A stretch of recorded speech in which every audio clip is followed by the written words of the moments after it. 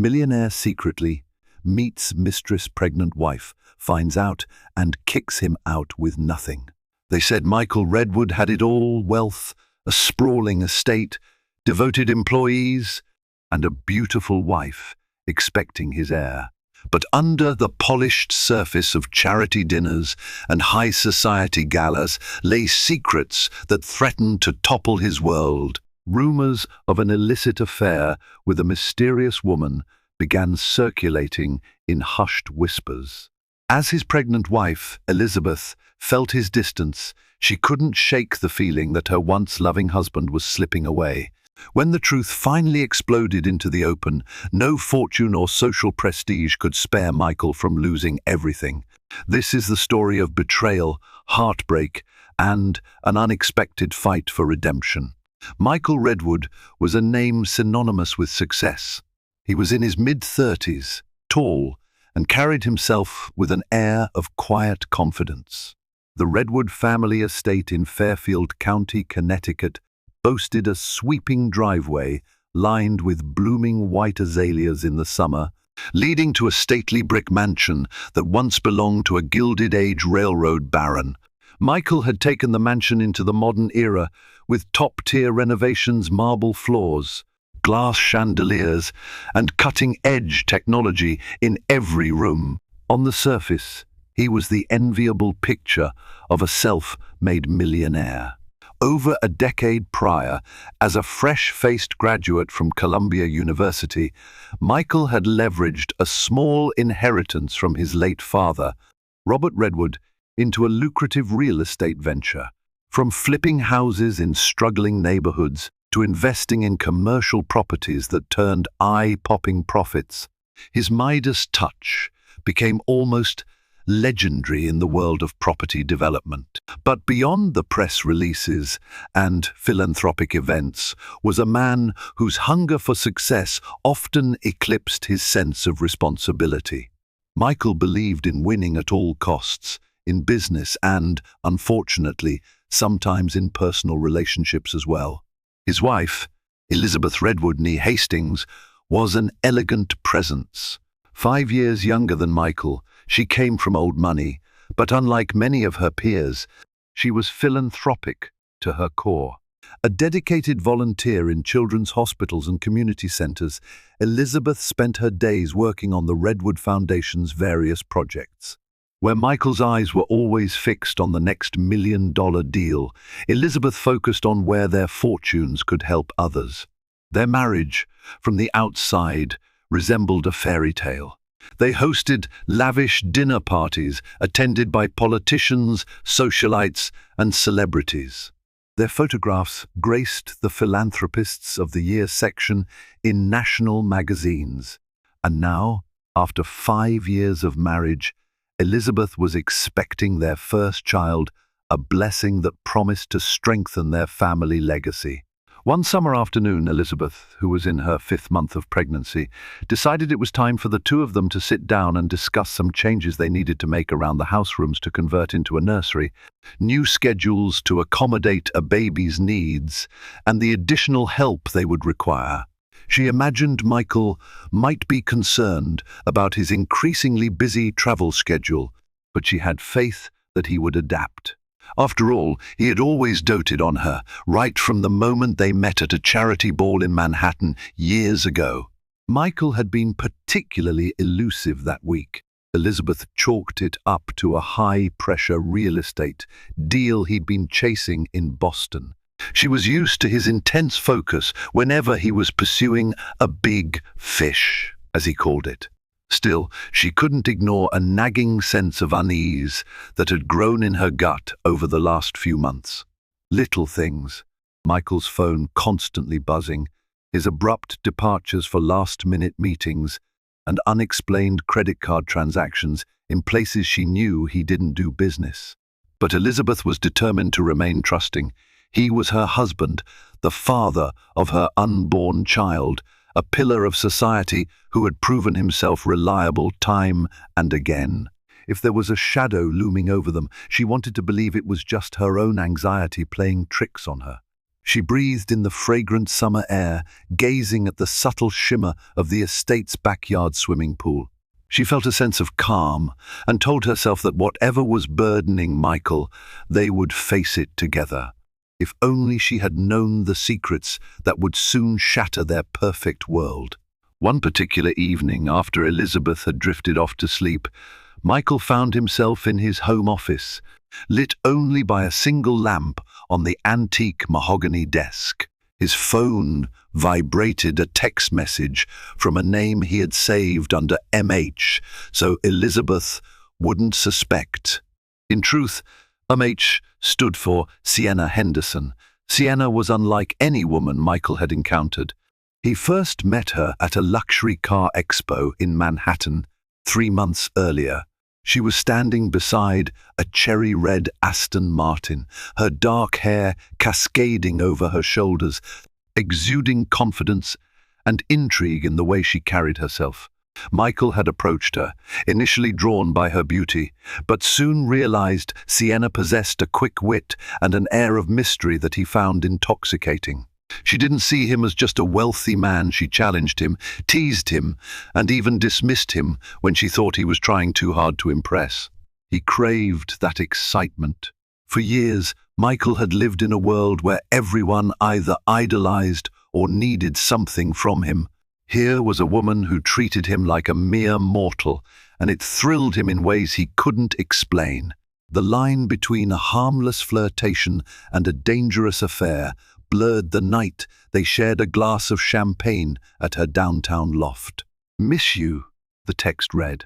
Michael typed back a brief reply, "Meet you tomorrow. Same place, 7 p.m. He put the phone down, guilt swirling in his chest. He knew Elizabeth was kind, trusting everything he once thought he wanted in a life partner. Yet, he found himself seeking out Sienna's unpredictability. Why couldn't he have been satisfied with the stable life he had built? Meanwhile, rumors began trickling through the tight-knit circles of high society. A friend of Elizabeth, Sarah Chamberlain, dropped by for afternoon tea and couldn't resist hinting at an unsettling piece of gossip she'd heard at a fundraiser. Some people claimed they saw Michael leaving a hotel bar with an attractive brunette. They left together, stepping into Michael's car.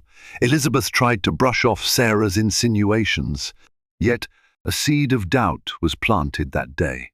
She began noticing more and more suspicious patterns, late-night calls from unknown numbers, unexplained charges on their joint account in places she had never heard of, and the faint scent of an unfamiliar perfume on his jacket. Word also reached Michael's closest confidant, James Carter, who had gone to college with him. James had always been one to tell Michael the harsh truth, and he was worried. At a charity gala, he cornered Michael near the buffet table, out of earshot of others. "Look, I've heard things," James murmured, swirling a glass of scotch. "I'm not going to judge you, but you need to be careful. Elizabeth's pregnant. For God's sake, don't ruin a good thing." Michael averted his eyes, feigning nonchalance. "Thanks, James, but it's nothing. Don't believe the gossip columns." James placed a hand on Michael's shoulder, searching his eyes. "For the sake of your family, be certain of what you're doing." As Michael walked away, his heart pounded with conflicting emotions. On one hand, he was determined to keep his secret. On the other, a wave of shame threatened to crush him every time he glimpsed Elizabeth's growing belly. She radiated excitement and maternal warmth, carefully planning their baby's future from color schemes for the nursery to potential preschool options. Still, the pull towards Sienna was strong. She represented a life unburdened by responsibilities, a rush of adrenaline he felt he was missing in his day-to-day role as husband and father-to-be. He convinced himself he deserved these stolen moments. Hadn't he worked tirelessly for years to reach his level of success? Outside, the summer air carried whispers of storms brewing on the horizon. Unbeknownst to Michael, forces were aligning that would soon dismantle the illusion of control he believed he held over his life. The next evening, Michael carefully chose his attire. He wanted to appear effortlessly handsome rather than obviously flashy. He selected a tailored navy blazer, charcoal trousers, and a crisp white shirt. No tie to keep it casual. He told Elizabeth he had a business dinner with potential investors in the city. As always, Elizabeth trusted him. She kissed him goodbye at the door, resting her head on his shoulder for a lingering moment before he stepped into his Mercedes. Michael ignored the pang in his chest. He drove to a discreet boutique hotel in the Upper East Side, the Talmadge, where Sienna had booked a suite. This hotel was known among certain circles for its absolute discretion. Sienna was waiting for him in the lobby, wearing a sleek black dress that accentuated her figure. Her eyes flickered with excitement when she saw him. In the privacy of the suite, the two shared a bottle of champagne. Sienna leaned against the window, looking out onto the city skyline. "I was worried you wouldn't come," she said, her voice low, almost vulnerable. It struck Michael that despite her bravado, she had grown attached to him. That realization gave him an odd sense of power. "Of course I came," he replied, placing the champagne flute on a side table. He approached her, gently lifting a strand of hair off her shoulder. "How could I stay away?" For a moment, guilt stabbed at him again. He thought of Elizabeth at home, probably sitting in the living room with a baby name book in her lap. Did she have dinner alone tonight? His heart twisted. He swallowed the discomfort, telling himself he'd deal with it later. Sienna poured them another round and softly traced her finger along Michael's lapel.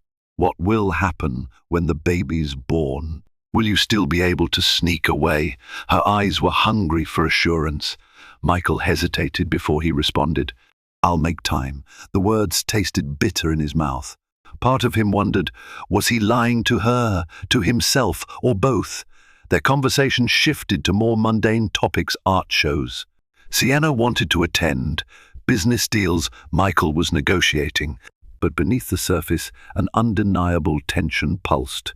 They both knew this relationship was more than a casual fling, yet they also knew it was built on borrowed time. Meanwhile, back at the Redwood estate, Elizabeth tried to sleep. She tossed and turned, feeling an odd emptiness on Michael's side of the bed. She told herself it was just hormones, that expecting mothers often felt anxious.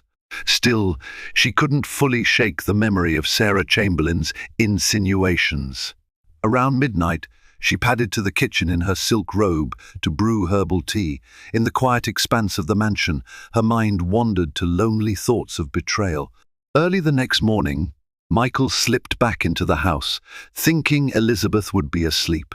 He was startled to find her sitting at the kitchen table, sipping tea. Her eyes were bleary, her hair disheveled. She looked so young and fragile in that moment that he felt a surge of protectiveness. Elizabeth gave him a small smile that didn't reach her eyes. "Long night?" she asked softly. He nodded, not meeting her gaze. "Yes, sorry, it ran later than expected." Elizabeth said nothing else. She simply studied him for a few seconds, then stood up and walked over to the sink. Watching her, Michael was seized by a foreboding sense that the walls were slowly closing in. He forced a grin and made his way upstairs, determined to shake off the ominous feeling. Unbeknownst to him, Elizabeth had already begun her own quiet investigation. She couldn't allow herself to fully trust or to fully believe the rumors. She needed proof. And so, the first tiny crack in their marriage, once thought unbreakable, widened. Determined to protect her marriage and dispel any doubts, Elizabeth decided to take methodical steps. She began by examining the details of Michael's schedule. She'd known him for years, had been by his side as he built his empire, and was familiar with his legitimate business patterns. She felt she could distinguish normal real estate deals from a suspicious new pattern if one truly existed. Quietly, she started making notes. When Michael said he was meeting with Jonas and company, investors, she'd mark the time and place he claimed to be.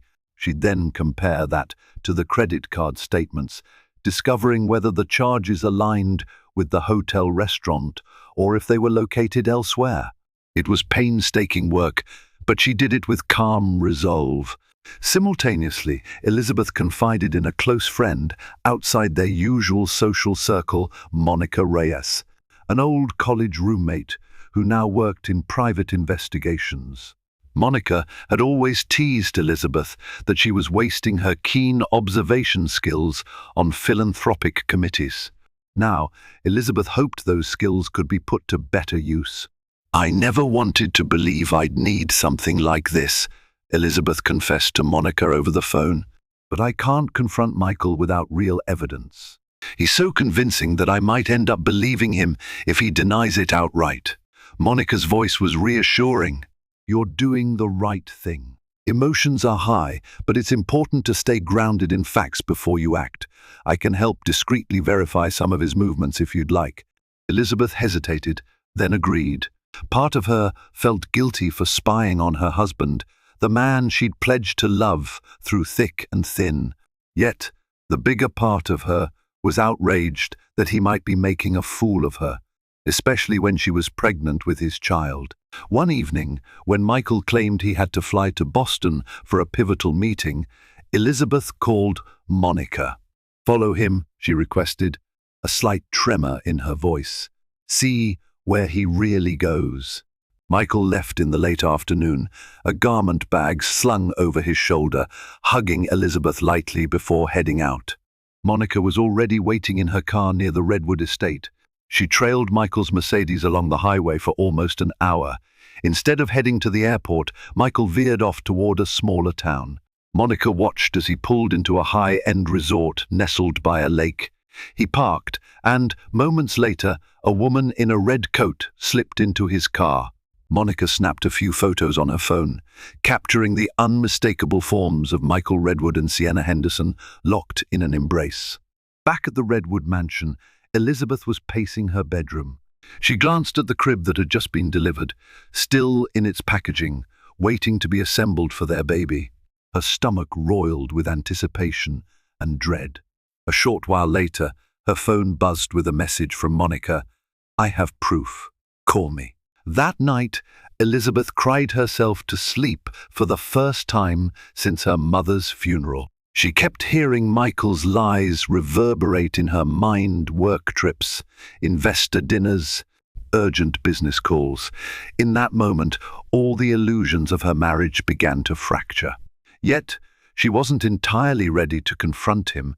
She knew a confrontation would unleash chaos, and she wanted to gather her strength and think of the baby. Her father had always taught her never to go to battle unprepared. So Elizabeth decided to wait, to plan her moment carefully, to protect her unborn child's future. She determined that she would not be the only one who lost out when the truth came to light. Michael's double life was becoming more complicated. His every waking moment felt like a juggling act. On one side, he had his wife, the woman carrying his child, his social equal at banquets, the benevolent face behind the Redwood Foundation. On the other, he had Sienna, a woman who ignited a passion in him he hadn't felt in years. He sensed time was running out, though he was too consumed by temptation to stop. Late one night, guilt overcame him. He was in bed, staring at the dark ceiling, listening to Elizabeth's soft breathing. The baby's due date was inching closer. Elizabeth's belly had grown more pronounced, and Michael often felt the baby kick against his palm when he remembered to ask about her day or rub her stomach. Each time he experienced that tiny flutter, an inexplicable fear and guilt surfaced. "What was he doing? Are you all right?" Elizabeth murmured, turning slightly. The moonlight highlighted the concern etched on her face. "Yeah," he whispered, forcing a gentle smile. "Just thinking about work." She nodded, half asleep, but leaned her head on his shoulder. Eventually, her breathing slowed again, and Michael was left alone with his thoughts. He told himself he had to end things with Sienna. He would do it tomorrow or maybe next week. But soon, very soon. At dawn, he woke early, deciding to clear his head with a run around the estate grounds. He jogged past the meticulously trimmed hedges and through the small orchard. The sky was a blend of pastel pinks and oranges. He recalled the early days of his marriage, when he and Elizabeth dreamed of raising a family on this very property. She had imagined setting up an outdoor children's playhouse under the shade of the big oak tree. That dream was closer than ever to coming true, but now it was tainted by his own betrayal. Michael slowed as he reached the orchard's edge, doubling over as if physically burdened by his secrets. For the first time, he felt real doubt. What if Elizabeth found out? Would she take him for everything he had? Would she be too devastated to keep living with him? Even if she stayed, would their marriage ever recover? The heartbreak in her eyes would be unbearable. Yet, the idea of cutting ties with Sienna also felt agonizing. She had become an escape, a different life, a rush he had grown addicted to. He had convinced himself that he was entitled to chase this thrill, having worked so hard for so long. Deep down, though, the rational side of him recognized that no justification could excuse the pain he was inflicting. Sighing heavily, he wiped the sweat from his brow and jogged back to the house. By the time he stepped into the foyer, he could smell coffee brewing. Elizabeth was in the kitchen, wearing a silky maternity robe and looking radiant. Her hair was pulled into a loose ponytail, and the gentle curve of her stomach was all too real. She handed him a cup of coffee with a small smile. "You look like you've been running for miles," she noted, her tone light, though her eyes held a distant sadness. "Just needed to clear my head," he muttered. She hesitated, as though wanting to say something else. Instead, she just nodded and busied herself with preparing toast. Michael watched her, conflicted, knowing that any day now the fragile facade he'd built could crumble. But he was too paralyzed to act, torn between the life he'd always known and the illicit excitement he couldn't let go of. As the weeks passed, Elizabeth gathered more evidence of Michael's indiscretions. Monica, her friend in private investigations, provided her with a detailed file, photos of Michael and Sienna, entering restaurants, hotels, even stepping onto a yacht Michael had rented under a shell company. The evidence was overwhelming. Elizabeth spent countless nights weeping quietly in the library, clutching the baby monitor that she used to listen to the baby's heartbeat. Every time she saw Michael's face, her anger mingled with a profound sadness. She recalled the vows they had exchanged on their wedding day, to be faithful, to support each other in sickness and in health. It seemed so distant now, as though it had happened to two other people. She wasn't sure what hurt more, his betrayal or the realization that she had never truly known the man she'd married. The Redwood estate felt strangely haunted. The staff sensed the shift in atmosphere. The head housekeeper, Marjorie Cummings, had served Elizabeth since she was a child and had come to live in the Redwood mansion after the wedding. Marjorie noticed Elizabeth's swollen eyes and her pensive silences. One day, in a moment of private concern, Marjorie approached her in the upstairs hallway. "My dear, you don't look well," Marjorie said softly. "If there's anything you need, please remember I'm here for you." Elizabeth nodded, her voice trembling with unspoken pain. "Thank you, Marjorie. I appreciate that more than you know." Marjorie gave her a warm, motherly pat on the arm. She had her suspicions about what might be causing Elizabeth's distress, but she knew better than to voice them. She was certain that her mistress would handle the situation with dignity. One of the more difficult tasks for Elizabeth was pretending everything was normal to the outside world. Invitations for baby showers arrived, and well-wishers dropped off gifts daily, from plush toys to designer baby clothes. Each time, Elizabeth forced a grateful smile, wondering how many of these guests had heard rumors of Michael's infidelity. The Redwood name was always a topic of high interest, especially among the upper crust. Determined not to appear weak or naive, Elizabeth quietly sought legal advice from a reputable family law attorney, Teresa Bloom. Teresa had a formidable reputation and was known for protecting her clients with relentless vigor. Teresa listened intently as Elizabeth hesitantly explained her predicament. "I still love him," Elizabeth confessed, "but I can't let him walk all over me, and I need to think about my child." Teresa sighed, leaning back in her leather chair. "Elizabeth, you have every right to protect yourself and your unborn baby. The law can be on your side if you plan carefully.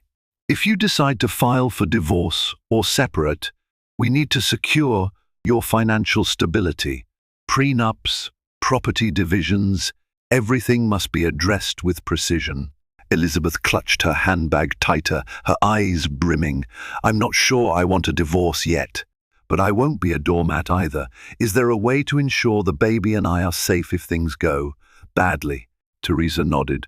"Absolutely. We can set up measures to freeze certain assets, or at least make sure you have control over enough funds and properties to support yourself.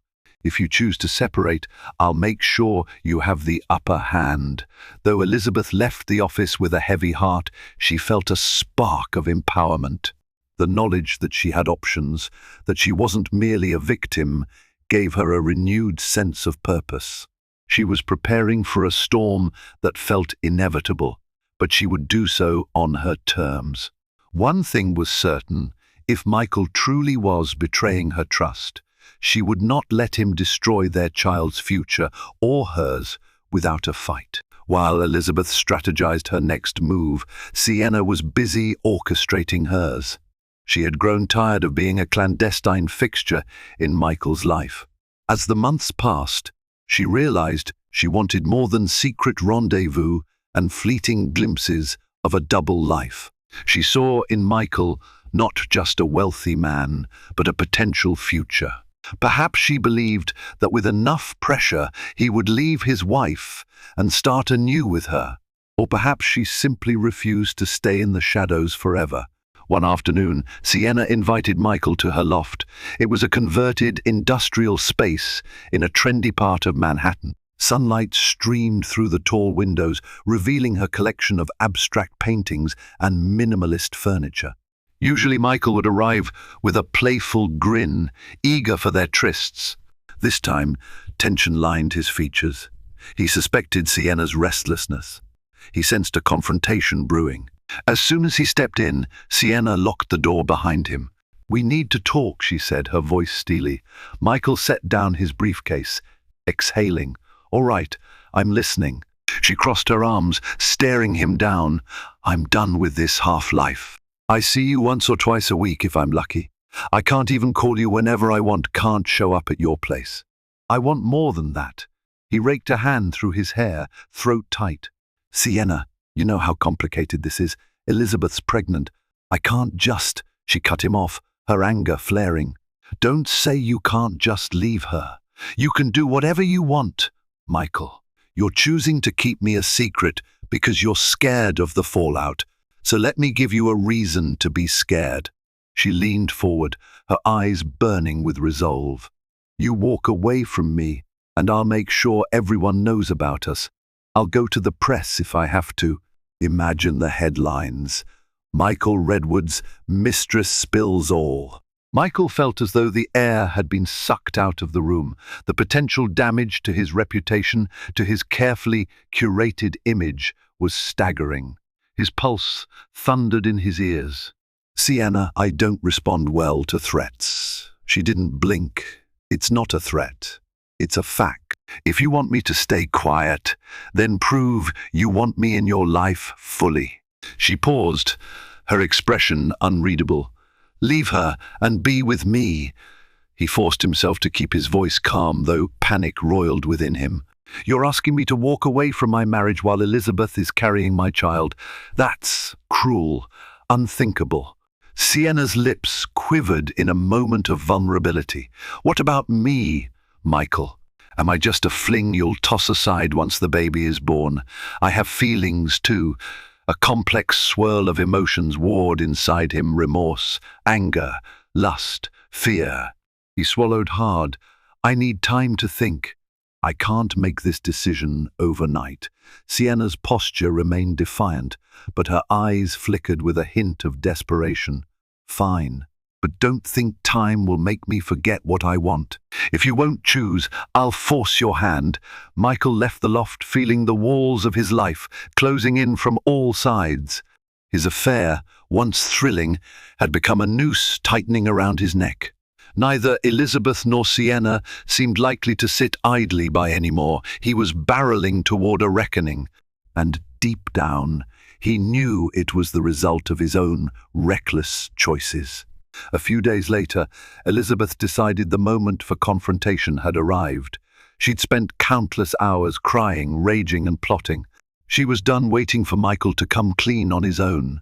With the overwhelming evidence Monica had gathered, Elizabeth felt the weight of heartbreak, but she also felt ready to reclaim her dignity. That evening, after dinner, she asked Michael to join her in the living room. She deliberately chose this room because of its large windows overlooking the estate's manicured lawns, a testament to their shared life together, which was now on the brink of collapse. She perched on the edge of a chaise longue, her spine stiff with determination. Michael could sense her unease. He set aside his phone, feeling a pit form in his stomach. "What's on your mind?" he asked softly, attempting to sound casual. Elizabeth inhaled deeply. "I need you to be honest with me." "Are you involved with another woman?" He stiffened. Several seconds ticked by in oppressive silence.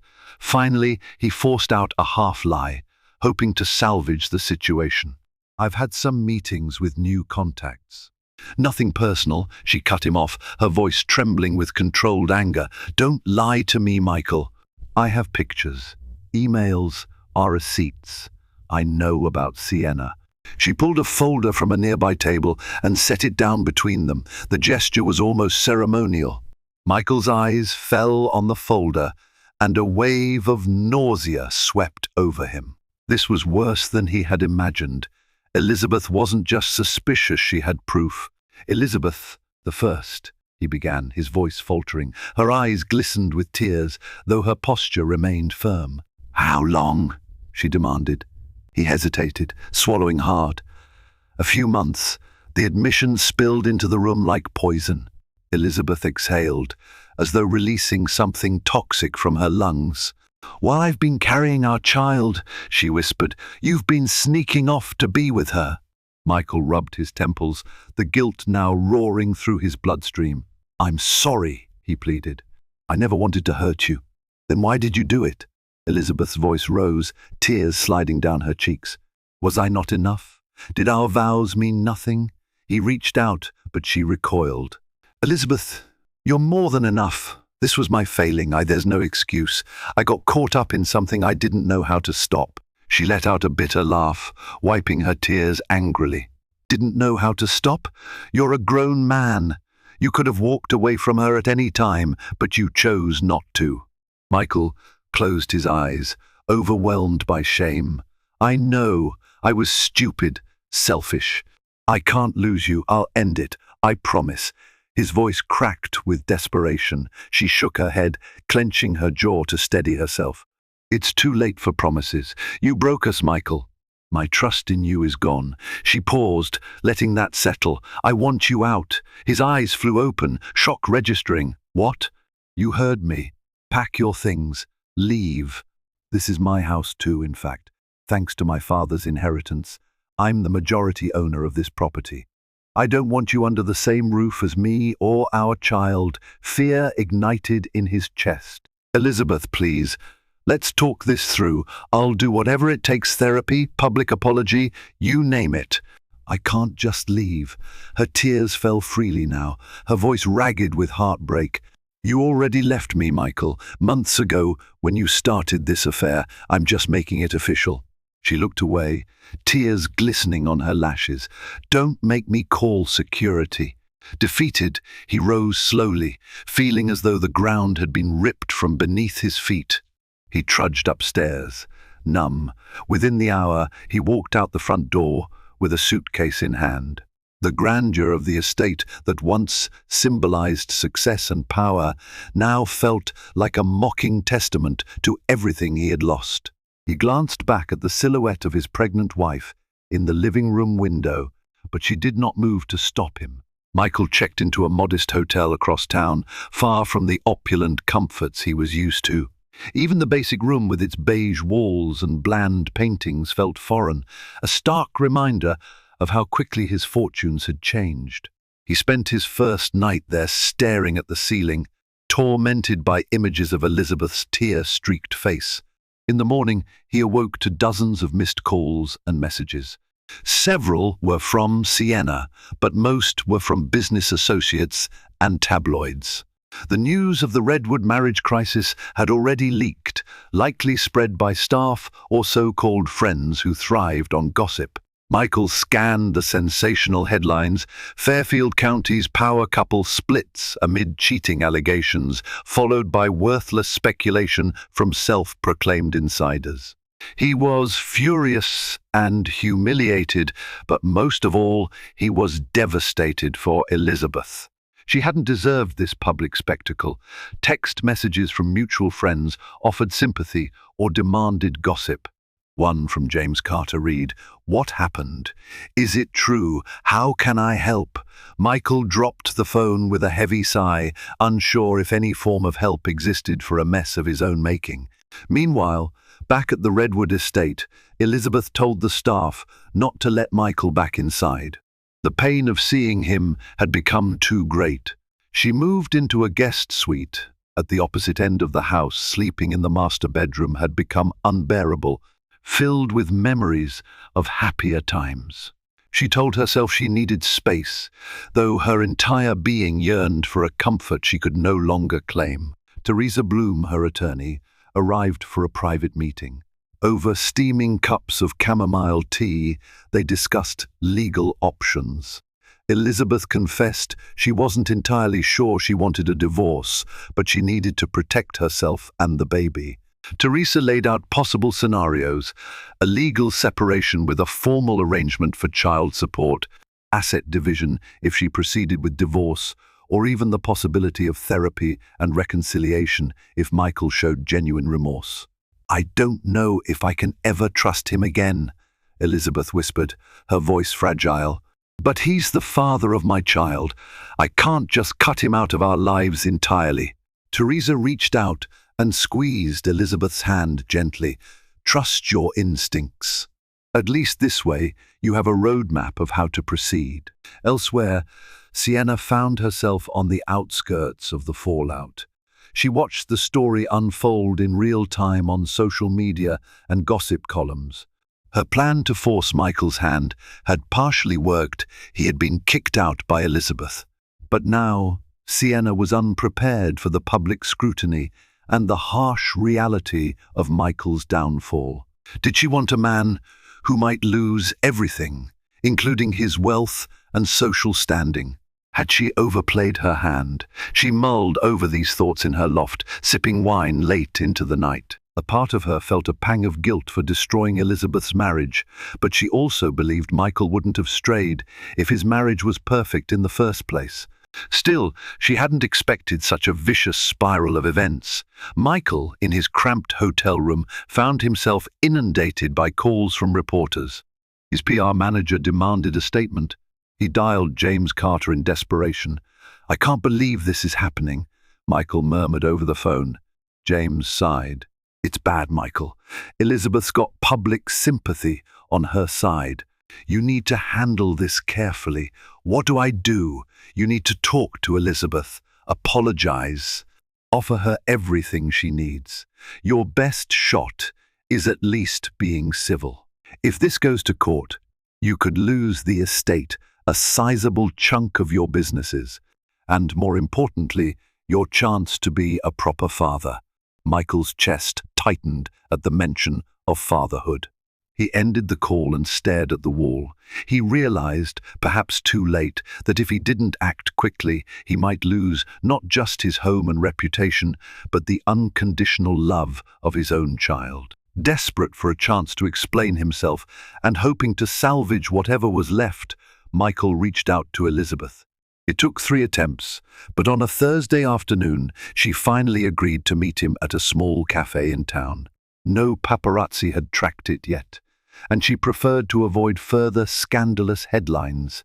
Elizabeth arrived first, accompanied by a subdued aura. She wore a simple maternity dress, her hair pulled back in a neat chignon. Michael approached the table, feeling a jolt of guilt upon seeing how much her pregnancy had advanced since their last intimate interaction. She was carrying his child, and yet he had forced her into a situation where she had to protect herself from him. She did not stand to greet him, but merely nodded for him to sit. Michael sank into the chair, trying to steady his nerves. "Thank you for agreeing to see me." Elizabeth folded her hands over her belly, which Michael couldn't help but notice. "We need to talk about co-parenting arrangements," she said, her tone brisk, as if in a business meeting. A pang of sorrow twisted in Michael's stomach. She had once been so warm to him, now reduced to measured indifference.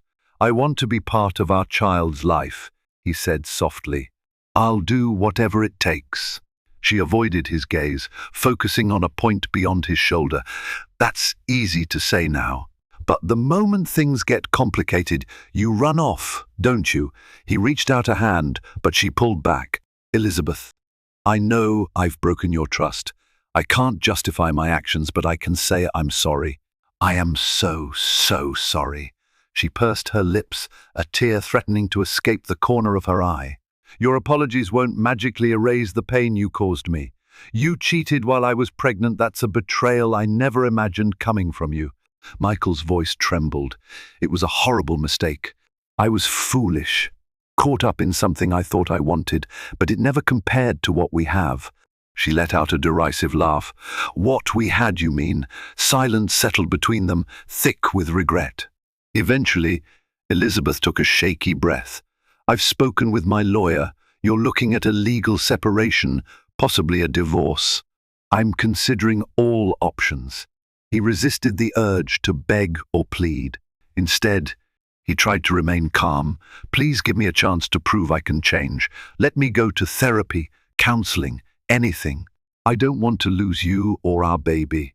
For the first time in the conversation, Elizabeth looked directly at him, tears swimming in her eyes. "I don't trust you, and I can't keep living in a state of anxiety, wondering where you are or what you're doing." He bent his head in shame. "I understand. You'll move your things out of the house." "I don't want you there," she continued, her voice steady. "I'll have Teresa draw up an agreement for financial support for me and the baby. You will keep away until the baby is born. After that, if you want visitation, we'll arrange it formally." Michael's throat constricted. He had envisioned fatherhood as a shared journey with Elizabeth, late-night feedings together, celebrating milestones. Now he might only see his child on scheduled visits. But he also knew he had no right to demand more. "I'll sign whatever I need to. I want you to know I'm here." Elizabeth's expression softened for a moment, but the hurt remained. She picked up her handbag and stood. "I'll be in touch." Watching her walk away felt like a knife twisting in Michael's heart. He sat there long after she left, staring at the untouched cup of coffee in front of him. His carefully crafted life had unraveled, and all he could do was watch the wreckage he had caused. After weeks of swirling rumors and half-truths, the media onslaught became relentless. Various tabloids printed stories of Michael's fall from grace. Anonymous sources provided juicy details, likely staff or acquaintances eager to sell information. Suddenly, potential investors reconsidered their partnerships with Redwood Properties. A scandal-ridden CEO was not the type of figure most wanted to be associated with. Michael's business meetings became excruciating. Clients would either awkwardly avoid the topic or openly question his leadership. He found himself fighting fires on multiple fronts, employees losing morale, banks reassessing credit lines, and vendors discussing alternate ties. Some of his long-time associates quietly distanced themselves, not wanting to be tarnished by the Redwood name as it took a public beating.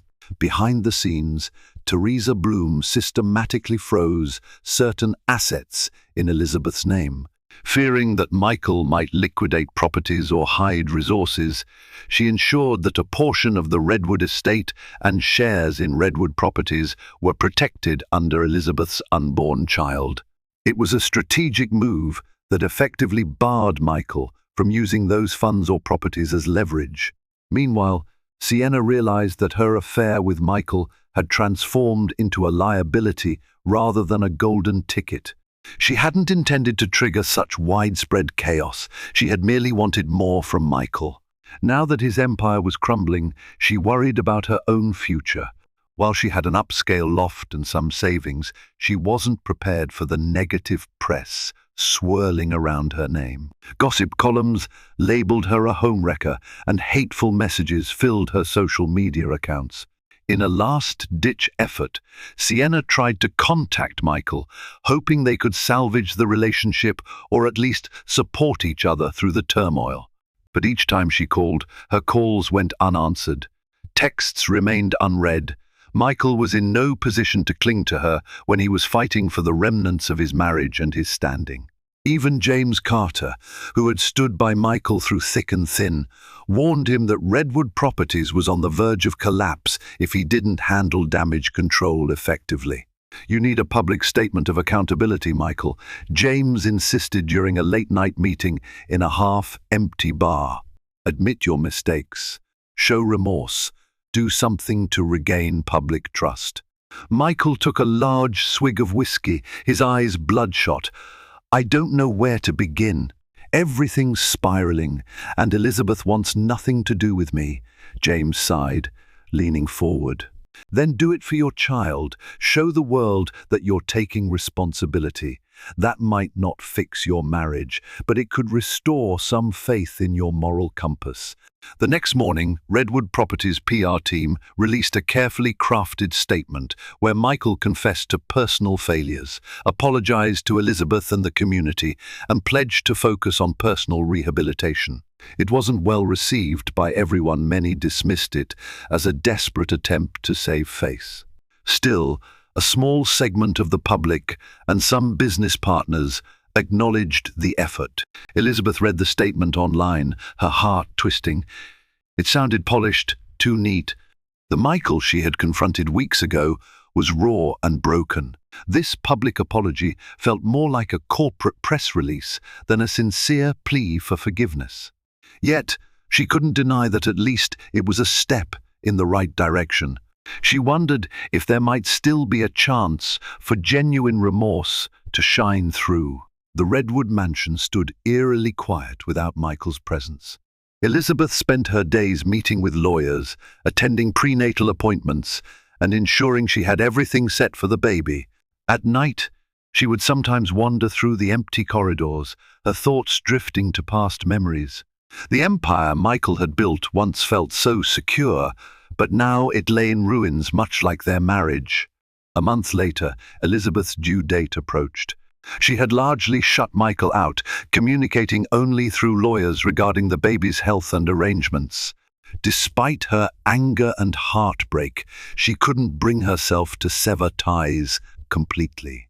She sent him periodic updates about the baby's growth, how she was measuring, what the doctor advised, and so on. Michael clung to these messages like a lifeline. During one of her final prenatal checkups, Elizabeth was surprised to find Michael in the waiting room. He looked tired, dark circles under his eyes, his suit slightly wrinkled. The clean-shaven, impeccably groomed man she once knew had been replaced by a fraught figure, weighed down by remorse and stress. "Hi," he said softly, standing when she entered. She clutched her handbag, startled to see him. "What are you doing here?" He swallowed. "I know our communication has been minimal, but I needed to see how you and the baby are doing. I asked your OB for the appointment schedule. I hope that's okay." She considered telling him to leave, but part of her couldn't. "Well, it's just a routine check. I'm fine." They sat in silence until the nurse called her name. Without a word, Elizabeth walked in, and Michael followed. The doctor, familiar with the Redwood couple, greeted them warmly but took note of the tension in the air. Elizabeth hopped onto the examination table and the ultrasound began. Within seconds, the rapid flicker of the baby's heartbeat filled the room. Michael held his breath, his eyes glued to the monitor, displaying the tiny form. He reached out instinctively, and for a moment Elizabeth let him rest his hand near hers. Tears glistened in Michael's eyes. It was the first time he'd seen an ultrasound in person since Elizabeth had discovered his betrayal. The reality of impending fatherhood hit him harder than ever. After the checkup, which showed the baby was healthy, Elizabeth gathered her things. She paused at the door, turning to Michael. "So, you've moved into a new apartment?" He nodded, attempting a smile. "Yeah, a small place downtown. The business is still shaky, but it's stable enough for now. I, just wanted to make sure you're all right." She studied him, noticing the genuine concern etched in his features. It was the same earnest man she had once fallen in love with, but with a deep sorrow she'd never seen before. "I am. Thank you." Before they parted ways, Michael mustered the courage to ask, "Can we have dinner sometime? Just to talk." Elizabeth hesitated, memories of his betrayal still fresh, but also mindful of the fact that this man was the father of her child. "I'll think about it," she said, then slipped out the door. 2 nights later she found herself texting him, "Let's meet tomorrow, 7 p.m. at the bistro near my OB's office." When they sat down to dinner, it wasn't a romantic reunion. Rather, it was an attempt to find a middle ground. Michael was forthright about his failings, acknowledging that he had been selfish. He explained that he'd cut off all contact with Sienna. "It's over," he said, voice trembling. "I don't expect you to believe me right away, but it's true." Elizabeth listened, arms crossed protectively over her stomach. "I'm still hurt, angry, but I want our child to have 2 parents who, at the very least, can be civil. Maybe with time, we can salvage some respect between us." He nodded, relief flickering in his eyes. "Thank you. That means everything to me." They agreed that Michael would be present for the birth, but on Elizabeth's terms. He offered to drive her to the hospital when the time came, but she wasn't ready for that level of closeness yet. Instead, she allowed him to be in the waiting room if he so wished. In the final weeks leading up to the birth, Michael tried to make amends in small ways. He sent groceries to the mansion, paid for additional housekeeping to lighten Elizabeth's load, and wrote her letters expressing remorse. She didn't respond to most of his gestures, but she didn't return them either. A fragile, cautious bridge was forming between them, built on the shared love for their unborn child. Whatever the future held, separation, reconciliation, or something in between, there was at least a glimmer of hope.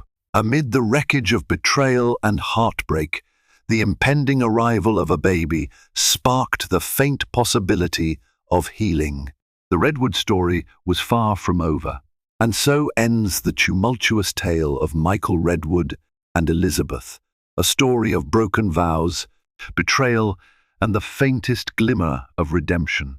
As their child's birth drew near, both faced life-altering decisions. Would they find a way to rebuild, or would they walk separate paths, forever changed by sorrow and regret?